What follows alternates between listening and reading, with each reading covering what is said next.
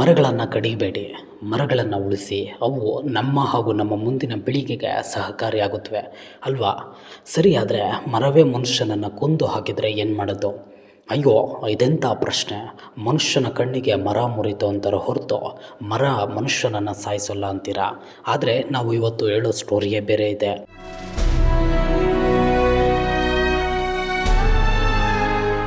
ಅಷ್ಟಕ್ಕೂ ಜೋರಾಗಿ ಗಾಳಿ ಮಳೆ ಬಂದಾಗ ಮರಗಳು ಉರುಳಿ ಜನರು ಸಾಯೋದು ಬೇರೆ. ಆದರೆ ಬಿಸಿಲು ಅಂತೇಳಿ ಮರದ ನೆರಳಿಗೆ ಹೋದರೆ ಆ ಮರ ಜನರನ್ನು ಕೊಂದರೆ ಹೇಗಿರುತ್ತೆ ಅಲ್ವಾ? ಇದನ್ನು ಕೇಳಿದರೆ ನೀವು ಶಾಕ್ ಆಗೋದು ಗ್ಯಾರಂಟಿ. ಇರಲಿ, ವಿಷಯಕ್ಕೆ ಬರೋಣ. ನಾವು ಹೇಳಿದಂತೆ ಮನುಷ್ಯರನ್ನು ಸಾಯಿಸಿ ಬಿಡೋ ಒಂದು ಪ್ರಭೇದದ ಮರ ಇದೆ.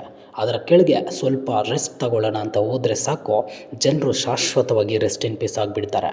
ಅಷ್ಟಕ್ಕೂ ಆ ಮರದ ಹೆಸರು ಮಂಚಿನೀಲ್ ಅಂತ. ಇದನ್ನು ವಿಶ್ವದ ಅಪಾಯಕಾರಿ ಮರ ಅಂತಲೇ ಕರೆಯಲಾಗುತ್ತದೆ. ಈ ವಿಷಕಾರಿ ಮಂಚಿನೀಲ್ಗೆ ಸಾವಿನ ಮರ ಅಂತಲೂ ಹೇಳ್ತಾರೆ. ಏಕೆಂದರೆ ಈ ಮರದಡಿಯಲ್ಲಿ ಹೋಗಿ ನಿಂತರೆ ಅಂತಹ ಕಷ್ಟಗಳು ಕಾಣಲಾರಂಭಿಸುತ್ತವೆ. ಕೆಲವೊಂದು ಸಲ ಜೀವ ಹೋಗುವ ಸಂಭವವೂ ಇದೆ. ಅಂದರೆ ನೀವು ನಂಬಲೇಬೇಕು. ಇದು ಸಾಮಾನ್ಯವಾಗಿ ಫ್ಲೋರಿಡಾ, ಎವರ್ಗ್ಲೇಡ್ಸ್ ಮತ್ತು ಕೆರಿಬಿಯನ್ ಕರಾವಳಿ ಪ್ರದೇಶದಲ್ಲಿ ಕಂಡುಬರುತ್ತೆ. ಈ ಭಾಗದ ಜೌಗು ಪ್ರದೇಶದಲ್ಲಿ ಸುಮಾರು 50 ಅಡಿ ಎತ್ತರ ಬೆಳೆಯುವ ಈ ಮರದ ಬಳಿ ಹೋಗೋದಕ್ಕೆ ಜನ ಹೆದರ್ತಾರೆ. ಅಷ್ಟರ ಮಟ್ಟಿಗೆ ಈ ಮರ ಭೀತಿ ಸೃಷ್ಟಿಸಿದೆ. ಮಂಚಿನೀಲ್ ಮರ ಅದೆಷ್ಟು ವಿಷಕಾರಿಯಾಗಿದೆ ಗೊತ್ತಾ? ಮಳೆಯ ಸಮಯದಲ್ಲಿ ಈ ವೃಕ್ಷದ ಕೆಳಗೆ ಹೋಗಿ ಕೆಲ ನಿಮಿಷ ನಿಂತರೂ ಸಾಕು, ಚರ್ಮ ಸುಟ್ಟಂಥ ಅನುಭವ ಆಗುತ್ತೆ. ಮೈ ತುಂಬ ಗುಳ್ಳೆಗಳು ಏಳುತ್ತೆ. ಅವು ಮಾರಣಾಂತಿಕ ಆದರೂ ಆಗಬಹುದು.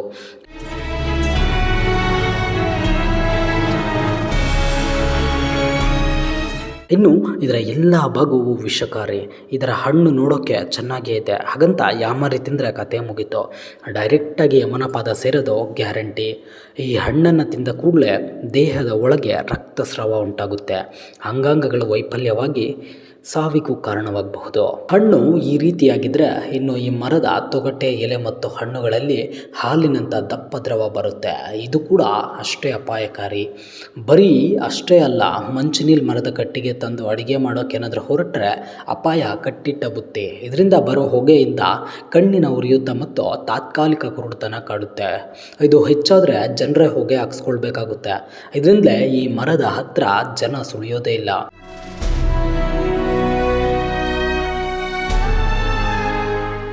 ನೂರಾರು ವರ್ಷಗಳ ಹಿಂದೆ ಈ ಮರದ ಮರ್ಮ ತಿಳಿಯದೆ ಜನರು ಇದರ ನೆರಳಿಗೆ ಹೋಗ್ತಿದ್ರಂತೆ. ಆದರೆ ಹೋದ ಕೂಡಲೇ ಅಪಾಯ ಒದಗಿ ರೋಗಗಳಿಂದ ನರಳ್ತಾ ಇದ್ರಂತೆ. ಅನೇಕರು ಸತ್ತು ಹೋದ್ರಂತೆ. ಇದು ಯಾಕೆ ಹೀಗಾಗ್ತಾ ಇದೆ ಅಂತ ಗೊತ್ತಾಗದೆ ಇದು ಯಾವುದೋ ದುಷ್ಟಶಕ್ತಿಯ ಕಾಟ ಇರ್ಬೋದು ಅನ್ನೋ ತೀರ್ಮಾನಕ್ಕೆ ಬಂದಿದ್ರಂತೆ. ವರ್ಷಗಳು ಕಳೀತಾ ಇದ್ದಂತೆ ಇದು ದುಷ್ಟಶಕ್ತಿಯಿಂದ ಆಗ್ತಿರೋ ತೊಂದರೆ ಅಲ್ಲ, ಬದಲಿಗೆ ಮರದಿಂದ ಆಗ್ತಿರೋ ತೊಂದರೆ ಅನ್ನೋದು ಗೊತ್ತಾಗಿ ಹೋಯ್ತಂತೆ. ಹೀಗೆ ಸಾವಿನ ಮರ ಅಂತಲೇ ಕರೆಸ್ಕೊಳ್ಳೋದ್ರಿಂದ ಪ್ರಕೃತಿಗೆ ಕೆಲ ಉಪಯೋಗನೂ ಇದೆ. ಸಮುದ್ರದ ಅಲೆಗಳಿಂದ ಉಂಟಾಗುವ ಮಣ್ಣಿನ ಸವೆತವನ್ನು ಈ ಮರಗಳು ತಡೆಯಲು ಸಹಾಯ ಮಾಡುತ್ತೆ. ಆದರೆ ಮರಗಳು ಜನರ ಪಾಲಿಗೆ ಮಾತ್ರ ಬಹಳ ಕಂಟಕವಾಗಿ ಪರಿಣಮಿಸಿವೆ. ಗಿನ್ನಿಸ್ ವಿಶ್ವ ದಾಖಲೆ ಕೂಡ ಇದನ್ನು ವಿಶ್ವದ ಅತ್ಯಂತ ಅಪಾಯಕಾರಿ ಮರ ಅಂತಲೇ ದಾಖಲು ಮಾಡಿದೆ. ಈ ಸಾವಿನ ಮರ ಈ ಭಾಗದಲ್ಲಿ ಅದೆಷ್ಟು ಭೀತಿ ಮೂಡಿಸಿದೆ ಅಂದರೆ ಈ ಮರ ಇರೋ ಪ್ರದೇಶಗಳಲ್ಲಿ ಎಚ್ಚರಿಕೆಯ ಫಲಕಗಳನ್ನು ಅಳವಡಿಸಲಾಗಿದೆ. ಈ ಭಾಗದ ಜನರು ಕೂಡ ಯಾವುದೇ ಕಾರಣಕ್ಕೂ ಇದರ ಹತ್ತಿರ ಸುಳಿಯಲ್ಲ. ಇದರ ಹೆಸರು ಹೇಳಿದರೆ ಸಾಕು, ಕನಸಿನಲ್ಲೂ ಬೆಚ್ಚಿ ಬೀಳ್ತಾರೆ.